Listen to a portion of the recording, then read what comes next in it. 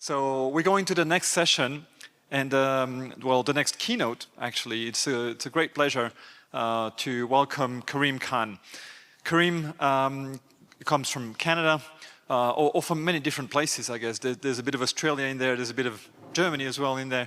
But Karim's been in Canada, University of British Columbia for years, a professor at the School of Medicine. And many of you would know him from his involvement in democratizing some aspects of sports medicine through the BGSM and social media and podcasts and things like that.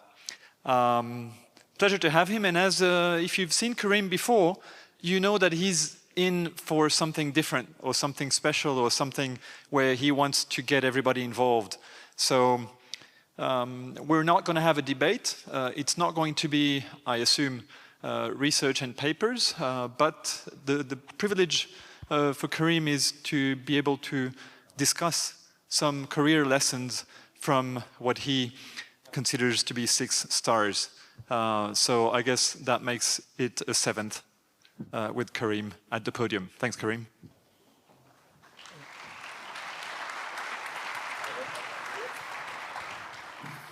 Hi. Thank you so much. And it's a great privilege to be here, and thanks to Eva Roos, who's going to join us. Sorry about that. Oh, my apologies. On the panel, if you're okay to come up here, Eva, it was very kind of you to volunteer to do that. And planned. I'm going to ask, so we've got 20 minutes before the break. We had the Slido this morning, and we see there's a lot of people who are here for the first time. And my name's Karim, and I'm a junior and upcoming, very enthusiastic, fresh face in the field as well. So I'm with you on the new faces. And we've got people who've been here a lot. So I've divided the discussion, which would be more like a conversation, into targeting the junior folks, early career, and getting advice from more senior people. So this gets both of the groups that we talked about on the Slido this morning. We encourage you to use the Slido to make notes, because my colleagues here, Boris is in charge of checking the Slido and making sure we get those questions and comments into this discussion. So the Slido is going to be carefully monitored. You'll see Dr. Gard and Professor Roos are both in the videos that you're going to see, so that's why they're there. It would be crazy for me talking about them without them being here.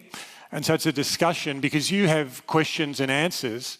And I did want to make one point. Those of you that know clinical sports medicine, don't buy, okay, I'm saying don't buy book 1 that's just been published called The Foundations of Clinical Practice, which has the sprinters coming out of the blocks, because that's a book for students and starters and people who are starting their career.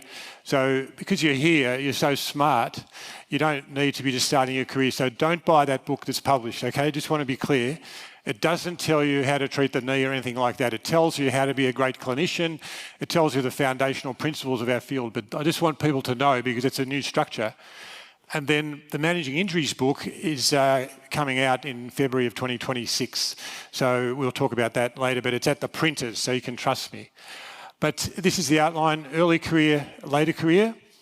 And I want you to think about your main concern if you're early career. When you think of things vaguely, I'm worried about the money, I'm worried about not having any patients and it's embarrassing if I have a room and there's no one there. I'm worried about my own injuries. You know, it's confusing. If you've got one main worry as younger people here with your career, try and think about what your one worry is. And in the interest of time, we won't do a discussion, but you can put that into Slido as well if you feel like it, what your main worry is in the junior end. And for the experienced people, what's the useful advice you find yourself giving to people consistently? And that would be great as well. And our panellists will be able to figure that out. So feel free to use the Slido. And then I've had these 6 people give videos. So we jump in to the video. And if you could play the video there, that would be awesome. Thank you. Yeah, I think when I talk to junior clinicians, it's really about essentially understanding the full scope of sports medicine. So listening to every single person involved, whether it's a volunteer, whether or not it's a coach, a physiotherapist, another sports medicine physician, to really understand the multidisciplinary nature of sports medicine, but also make sure that you're listening to all of the different angles. I think it really brings a richness.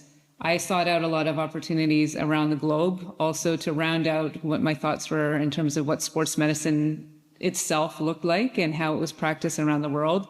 But ultimately also rested on being centered on the athlete voice. So essentially, you can talk to the whole entourage of the athlete, but also make sure that you're focusing on the athlete themselves and their health issues, because that will just bring a very focused clarity to what's important in sports medicine, what's important to the athlete, and then ultimately help you in your career going forward.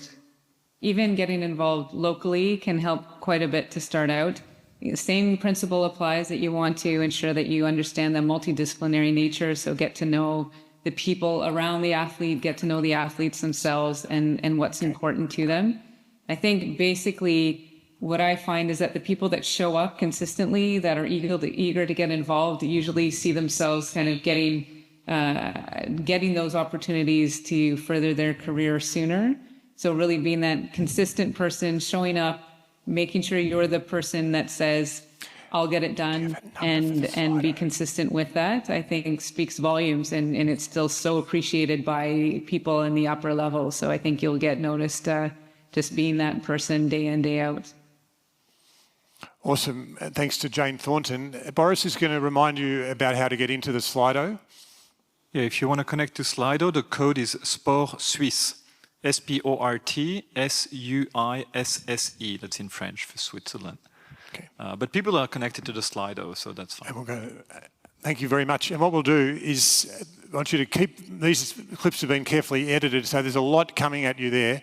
But you'll see as we go to Nicole van Dijk, there's a consistency and some differences. So if we could just go straight to the next slide, that would be great, the next video. It's 1 minute There's from three Nicole. things I did in my career that I think made all the difference.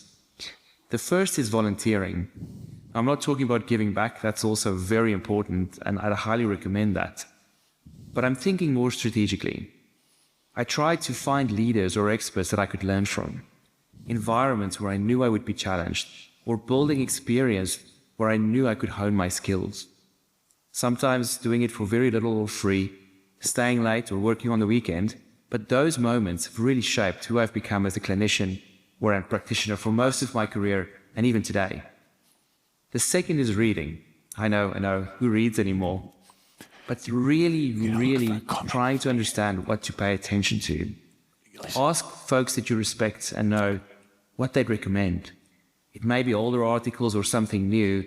It may be a book you haven't heard of. But dig into it and learn what you can from these mentors that surround us every day. And third is listening. Most of the people who know me would tell you that I like to talk a lot, and I do. But in my clinical experience or in my clinical persona, I've really tried to become an absolutely fantastic listener. There's about some applause there. I think feel free to applaud these great guests. They're very generous of them. Thank you. And there's 4 more. And speaking of volunteers, we've got some volunteers doing exactly that in the 4th row in the expensive seats here. And so I'm going to encourage them to think of a comment when they're ready, when they've got some time. So we're going to go with Boris. 1 comment. Yeah, a quick comment on that. I mean, Nicole's got great advice here for everyone, and I know Nicole is very keen to volunteer on a lot of things, especially on the dance floor. So we're going to miss him tonight. But do volunteer on the dance floor tonight, because this is one way to engage and listen to the music, but also then let this flow into conversations and networking. That's also a nice way to volunteer. Absolutely perfect. And we're going to keep this moving because we want the energy to be 5 by the end of this, and we want to get to coffee. So 1 minute and a half minutes from Michael Rathleff, and one of our guests, one of our panellists, stars in this, and it's not pre-prepared. Michael Rathleff, I've got a massive respect for him, and let's join me in listening to him. I think for me, I didn't have a super good team around me when I started with patients, and I left the clinical side because I couldn't deal with the uncertainty of not knowing what to do and always thinking there must be someone that knows more, is better, and have a grip on this, because I'm navigating in uncertainty here. And when I reflect back, I never spoke to anyone about this level of uncertainty. It was something that just grew inside of me.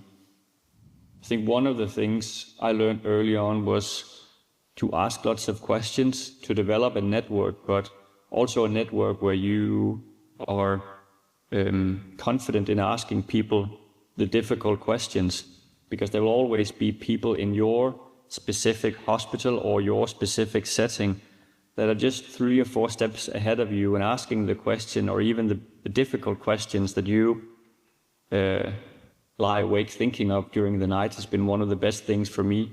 Luckily, I met Eva Roos, who you also know, who was part of the team around my PhD, and I think she inspired me tremendously during my early years. Because like when you have a supervisor or a mentor in any way, especially in clinical practice, you can often become so caught up in the science or the specific topic or the specific patient. And I remember her being good to talk about the bigger things as well. So one of the things she asked me to do was try to write a paragraph on who are you 10 years from now. And of course now I can see that she was trying to provide like a guiding star to have me reflect on, are you, Michael, the one who only talks about knees? Are you the one who are a servant to society, helping solve some of society's bigger challenges? And I really, really admire her from pushing me into that domain as well during the PhD, because that was something that was super complementary to the other 2 medical doctors that were part of the supervisory team. And as I ask Eva to comment, obviously I'm expressing my gratitude and thanks for coming up on the panel and being here this afternoon. So over to you, please. How do you feel about that? Yeah. Do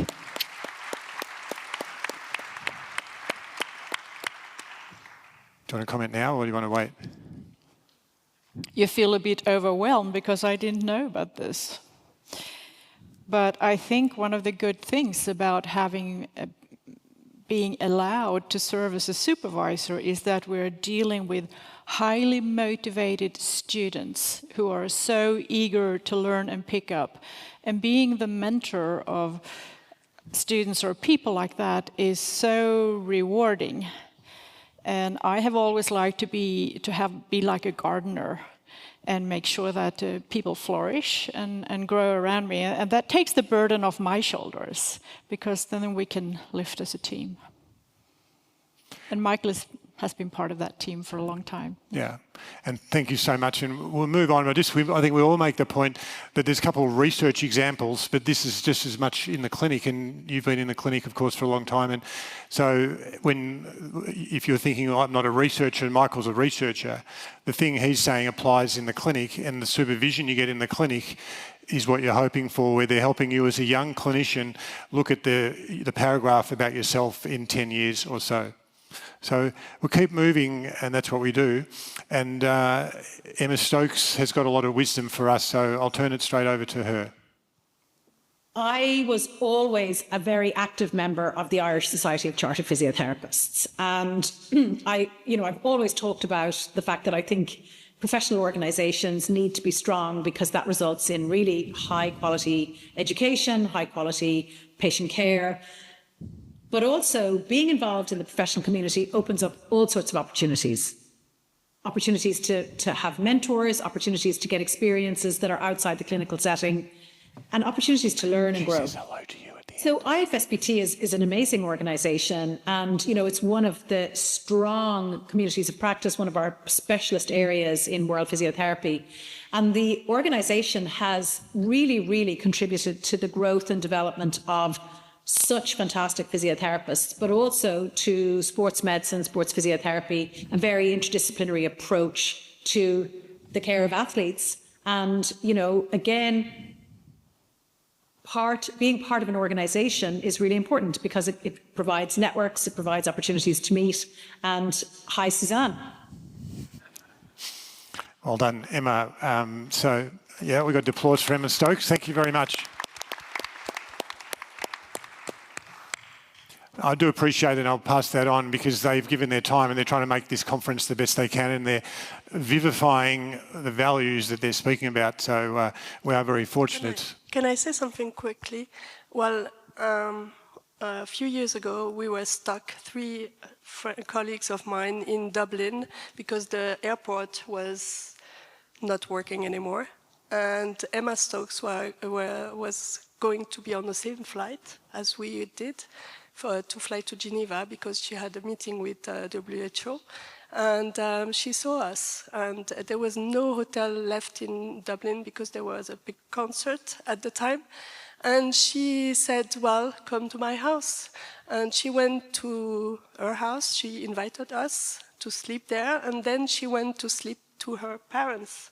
So that's how Emma Stoke is. This is great. We're getting lots of surprises and great stories. So let's move on. And funnily enough, it's President Suzanne Garrett. And these little notes are for me more than you, if that's okay. So we jump into listening to what Suzanne told me on the call. When I was a young clinician, the patients were really passive, more passive, because they were not allowed to have opinions and to have choice. So it was very pyramidal as a concept and very patriarchal. So now it's changed a lot, and I love this because very often, if you listen to patients, they will tell you exactly what they feel and what their impression is, and it gives you so much information if you just listen without interrupting them too shortly. Let them talk it away. And then you can build something with them, and it's not to give them the choice without them being informed. It's informing them, listening to them, informing them, and then making the choice together. I think that's a better way to go, and I love how it evolved, and I love how we can now have a patient, partner patient, and how it made us so much better. Boris? Yeah, I'd like to say something. Somebody, applause for Suzanne. On Slido, Anonymous said, your job is not to heal the patient, your job is to accompany them in their healing process. And I think that is really great, and that's what Suzanne is all about. And on a personal note, I'd like to say that, Suzanne Gar is like a big sister, which I don't have. But she's your big sister. She's always there. She's always quiet. You have to slow down to listen because there's a lot of wisdom. And thank you, Suzanne, for being who you are and being here.